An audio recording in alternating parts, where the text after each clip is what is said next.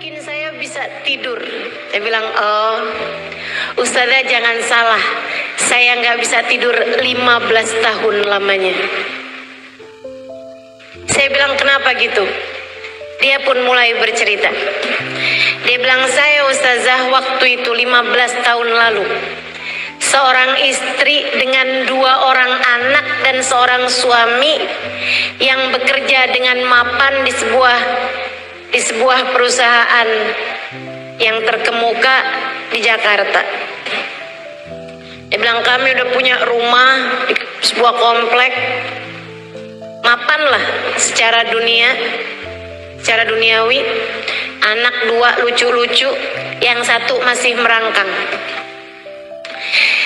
Dia bilang satu malam saya ada diundang pesta sama salah satu kawan saya. Saya bilang sama suami saya malam ini mau pergi pesta. Suami saya kayak keberatan gitu. Saya bilang, kamu jangan egois jadi orang. Kadang-kadang kamu kalau mau pergi sama teman-teman kamu saya izinin, kenapa giliran saya yang mau jalan kamu malah nggak bolehin gitu? Pokoknya saya mau pergi, jangan gitu jadi orang egois begitu, nggak boleh. Dia bilang saya pun pergi dengan sepertinya suami yang sedang keberatan sama saya. Pesta dilaksanakan di sebuah restoran mewah. Dia bilang teman-teman saya mulai bubar jam 9, setengah 10. Saya pikir biarin sekalian suami saya biar tahu rasa. Susah kan jagain anak 2. Saya sengaja nggak pulang-pulang. Sampai di atas jam 10, setengah 11-an baru saya setir mobil pulang ke rumah. Waktu saya masuk komplek, saya lihat kenapa itu rame sekali. Ada mobil pemadam kebakaran berjejer-jejer. Saya panik. Saya pikir siapa yang rumahnya kebakaran, dan saya pingsan ketika saya menemukan ternyata yang kebakaran, hangus kebakaran semuanya adalah rumah kami. Saya pingsan, bangun-bangun saya di rumah sakit. Ketika saya sadarkan diri, saya berharap agar saya pingsan kembali tanpa pernah terbangun lagi. Ketika saya diberitahu bahwa suami saya meninggal dunia di kebakaran tersebut, anak saya yang pertama meninggal dunia, yang tersisa adalah anak saya yang merangkak dengan keadaan kulit yang sudah terbakar dengan luka bakar yang sampai membuat dia hidup dalam keadaan tidak normal. Kayak ada kerusakan di jantung dan lain sebagainya. Dia bilang sejak hari itu saya tak henti mengutuki diri. Saya selalu merasa bersalah, dihantui perasaan-perasaan yang tidak menyenangkan bertahun-tahun lamanya. Kami akhirnya memutuskan untuk pindah, saya dengan anak saya, di sebuah apartemen. Saya tidak bergaul dengan orang-orang. Dia bilang anak saya sekarang Ustazah udah di usia 15-an tahun. Dia cantik sebenarnya, tapi memang kulitnya banyak kena luka-luka bakar itu. Dan juga anak saya tidak pasti apa yang dimaksudkan dengan tidak normal ya. Mungkin kayak bagian dalamnya atau apa. Tapi dia bilang secara kecerdasan anak saya ini Ustazah bahkan di atas rata-rata orang pada umumnya. Tapi saya malu dengan keadaan anak saya, sehingga akhirnya tiap kali saya melihatnya saya merasa bersalah atas kejadian 15 tahun yang silam. Karenanya saya jadi benci dengan anak saya sendiri. Saya tidak bolehkan anak saya ketemu semua orang. Dia sekolah homeschooling, gak punya temen. Temennya di dunia maya saja. Dia bilang saya nggak bolehin dia ketemu sama siapapun, saya nggak suka melihat dia dihina orang. Dan setiap saat itu terjadi, orang melihat anak saya dengan rasa kesian, saya kembali mengutuki diri sendiri. Saya setiap hari bekerja dan saya benci dengan musim liburan. Sebab akan membuat saya tidak sibuk, tidak menyibukkan pikiran dengan pekerjaan, dan membuat saya harus sering-sering melihat anak saya tersebut.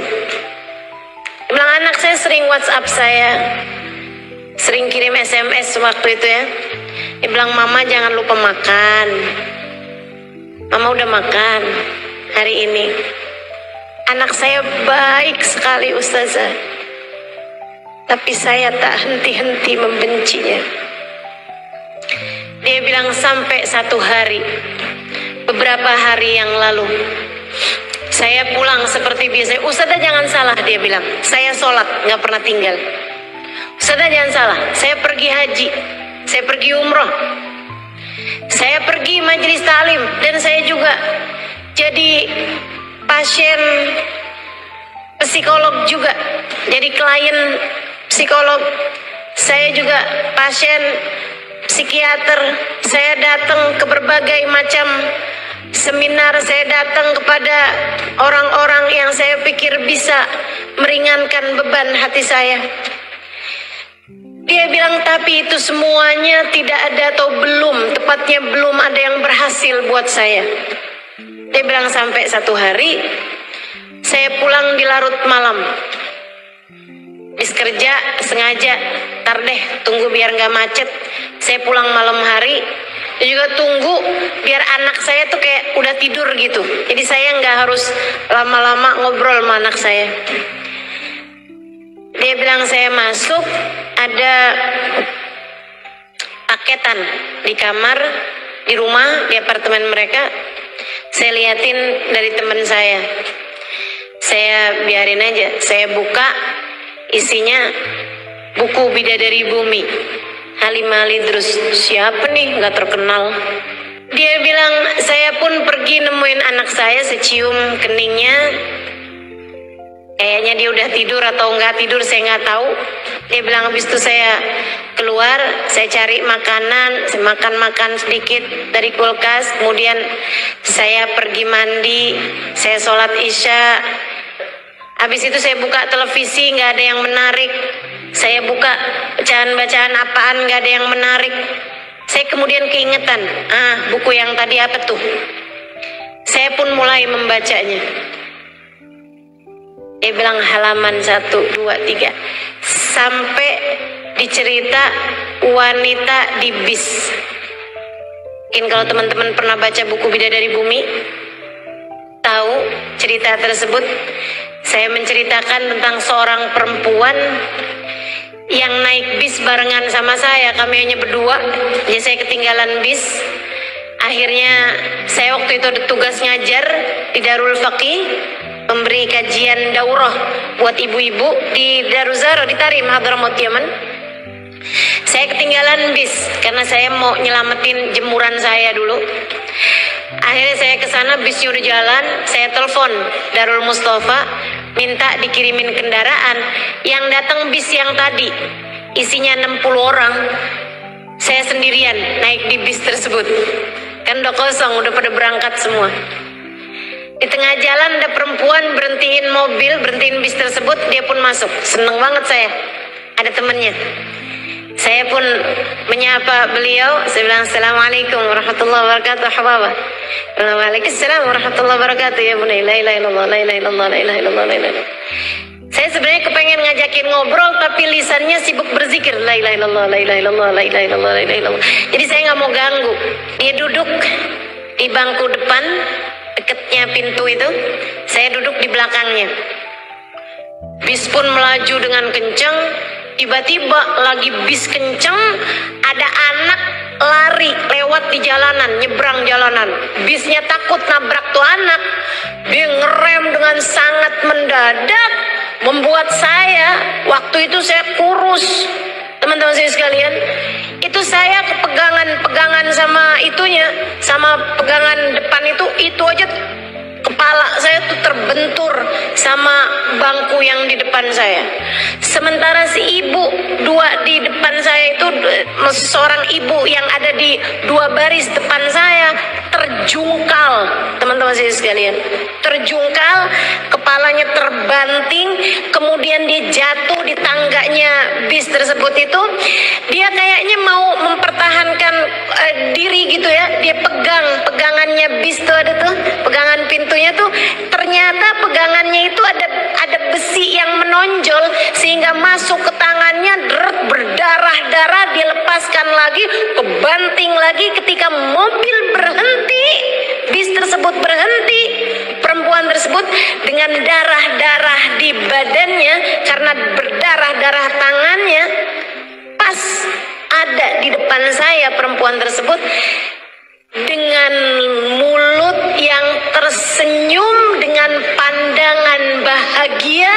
Dia bilang, alhamdulillah, makasih ya Allah, engkau begitu baik dan dermawan. Saya pas lihat dia senyum terus ngomong gitu, jangan-jangan ada yang kena sarafnya nih. Ada orang kesakitan kayak begitu mestinya badannya pasti ngilu-ngilu, sakit-sakit, bentur-bentur berkali-kali, teman-teman. Dan dia senyum lebar dengan dia bilang, alhamdulillah, makasih ya Allah. Kayaknya mau mempertahankan diri gitu ya, dia pegangannya bis tuh, ada tuh pegangan pintunya tuh, ternyata pegangannya itu ada besi yang menonjol sehingga masuk ke tangannya, berdarah-darah, dilepaskan lagi, kebanting lagi. Ketika mobil berhenti, bis tersebut berhenti, perempuan tersebut dengan darah-darah di badannya karena berdarah-darah tangannya, pas ada di depan saya perempuan tersebut dengan mulut yang tersenyum dengan pandangan bahagia. Dia bilang, alhamdulillah, makasih ya Allah, engkau begitu baik dan dermawan. Saya pas lihat dia senyum terus ngomong gitu, jangan-jangan ada yang kena sarafnya nih. Ada orang kesakitan kayak begitu mestinya badannya pasti ngilu-ngilu, sakit-sakit, bentur-bentur berkali-kali, teman-teman. Dan dia senyum lebar dengan dia bilang, alhamdulillah, makasih ya Allah, makasih ya Allah, engkau begitu baik pada hambamu. Saya tanya dia, kef halak Hubabah, bagaimana kabarmu Hubabah? Dan dia bilang, alhamdulillah, alhamdulillah, alhamdulillah, Rabbuna Karim, Allah Tuhan kita baik banget ya nak ya. Saya heran, dia nggak bilang ya udah sabar ya nak, nggak apa-apa kok misalnya gitu, enggak. Dia bilang, alhamdulillah, Rabbuna Karim, Tuhan kita baik banget ya nak ya. Saya bilang, baik gimana menurutmu? Dia bilang, nak, kamu gak pernah baca hadisnya Nabi, innallaha idza ahabba abdan ibtalah. Allah apabila cinta kepada seorang hamba, Allah menguji hamba tersebut, dibuat sakit hamba tersebut, dibuat susah hamba tersebut karena Allah sangat mencintainya. Kita barusan dicinta sama Allah, makanya Allah ngasih kita sakit kayak gitu tadi. Alhamdulillah, makasih ya Allah, makasih ya Allah, makasih ya Allah. Saya hari itu turun dari bis, saya ngajar, habis itu saya pulang, saya makan, saya hadir roha, malam sholat jamaah dan sebagainya, sampai malam, sampai besok pagi saya nggak bisa tidur. Saya malu, saya menangis panjang malam, malu kepada Allah Subhanahu wa Ta'ala. Ya Allah, ada hamba-hambamu di atas muka bumi ini yang mengerti mensyukuri sakit sebagaimana orang lain mensyukuri sehat. Ada hamba-hambamu di atas muka bumi ini yang ketika diberi ujian berupa kesulitan, mereka menikmatinya selayak orang lain menikmati kemudahan. Di atas muka bumi ini ada hamba-hambamu yang mengerti berterima kasih atas hal tidak menyenangkan dalam hidup mereka. Sementara saya bukannya berterima kasih atas kenikmatan yang Allah berikan, kerjaan saya justru berkeluh kesah setiap ujian sekecil apapun datang menghampiri hidup saya. Saya tuliskan kisah itu di buku Bidadari Bumi pertama. Dia bilang ketika saya sampai di cerita itu, Ustazah, air mata saya tak berhenti mengalir. Dan itu adalah kali pertama dalam 15 tahun saya menangis. Sebelum-sebelumnya saya rasa air mata saya kering. Hati saya begitu hampa. Saya selalu menyalahkan Allah Subhanahu wa Ta'ala atas ujian 15 tahun lalu yang datang dalam kehidupan saya.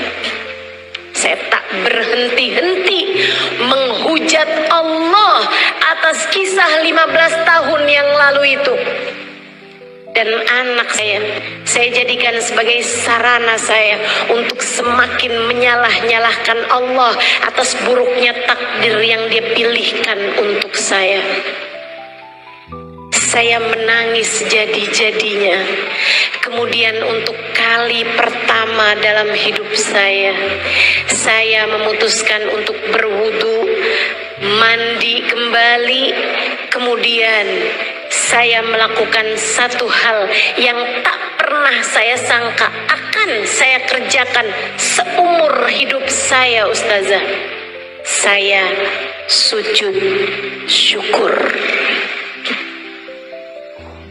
Sesuatu yang tak pernah saya pikirkan akan saya lakukan seumur hidup saya. Saya sujud syukur.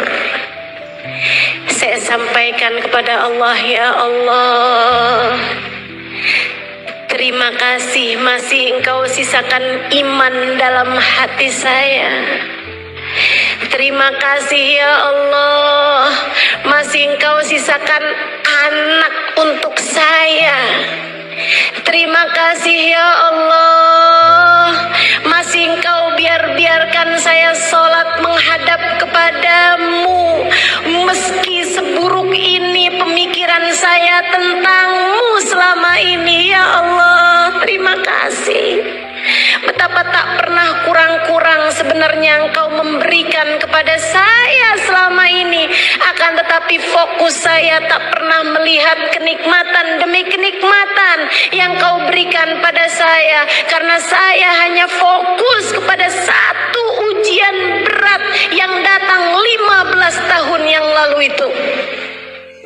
Maafkan saya ya Allah, mata hati saya telah terbutakan olehnya.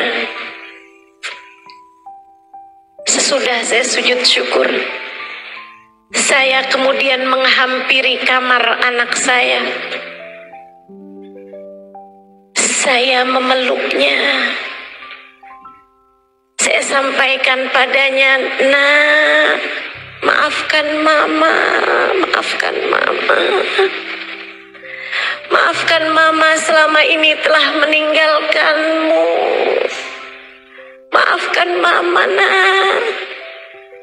Selama ini mama sayang padamu, tapi kamu hanya mama gunakan sebagai alat untuk semakin menghujat Allah dalam hidup mama atas buruknya takdir 15 tahun yang lalu. Maafkan mama ya nak.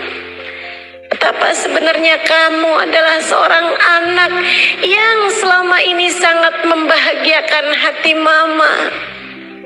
Mama menganggapmu sebagai musibah, padahal sebenarnya kamu adalah karunia terindah yang Allah berikan dalam kehidupan mama. Maafkan mama sayang, maafkan mama. Saya saya pelukin dia dengan air mata yang terus membanjiri pipi saya. Anak saya balik menangis. Kemudian ia berkata, "Ya Allah, terima kasih. Akhirnya doaku Engkau ijabah juga ya Allah." Kami menangis bersama-sama, Ustazah. Kemudian sudah itu, saya bilang sama anak saya, "Tidurlah kembali." Saya pun mengerjakan sholat sunnah. Kemudian saya ambil buku Ustazah kembali. Kedengaran adzan subuh, saya pun mengerjakan sholat subuh. Sesudah itu saya lanjutkan kembali membaca buku Ustazah. Dan entah di halaman keberapa, saya jatuh tertidur. Sesuatu yang dalam 15 tahun saya tidak bisa tidur kecuali sudah mengkonsumsi pil-pil tidur. Kamu mau menderita? Gampang. Gampang. Fokus aja sama ujian yang datang dalam kehidupanmu, kekurangan yang Allah berikan padamu, kemudian bandingkan dengan orang-orang lainnya, hidupmu pasti akan menderita. Kamu mau bahagia, mau merasakan manisnya iman? Gampang. Nabi Muhammad telah memberitahukan caranya. Man radiya billahi robba, ridholah dengan apapun yang datang dalam kehidupanmu. Ingat teman-teman sekalian, tak ada siapapun punya kehidupan yang ideal. Hidup di dunia ini tak pernah ideal untuk siapapun. Kalau nggak diuji sama keluarga, nanti diuji sama suami. Suami baik, ujiannya datang dari mertua. Mertua baik, ujiannya datang dari ipar. Ipar semua orang baik, ujiannya datang dari kemiskinan. Kemiskinan enggak juga, ujiannya datang dari sakit. Semua orang pasti diuji. Karena memang dunia ini bukan tempat sebagai kita kembali. Dunia hanyalah persinggahan. Semoga menuju surga.